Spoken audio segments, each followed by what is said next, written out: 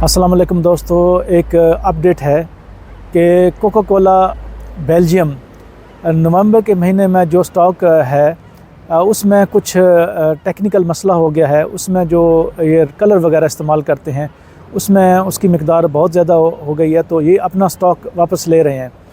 तो ऐसे Coca Cola के तमाम प्रोडक्ट जो कि नवंबर के महीने में आए हैं पूरे यूरोप के अंदर, और ख़ास तौर पे मेड इन बेल्जियम है, तो उसमें मसाइल हैं।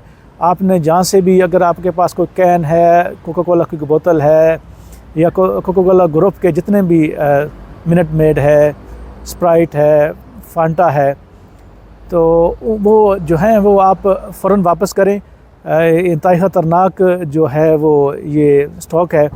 अगर इटली में कहीं आ गया है तो आप ये ज़हन में रखें और इसको फ़ौरन वापस करें, क्योंकि ये बहुत ख़तरनाक है। पुर्तगाल, डेनमार्क, हॉलैंड और रोमानिया ने तो हुकूमती लेवल पर ऑपरेशन शुरू किया हुआ है कि कोका कोला का स्टॉक मेड इन बेल्जियम जहाँ भी है उसको वापस वो हुकूमती लेवल पर उठा रहे हैं। लेकिन ये कि अगर किसी तरह किसी वजह से इटली के अंदर भी ऐसा स्टॉक है तो कोका कोला पीते हुए ख़ास ख्याल रखें कि कहीं ये वही वाला स्टॉक तो नहीं है जो नवंबर के महीने में बेल्जियम से आया है। तो वो बिल्कुल हरगिज़ ना पिएं।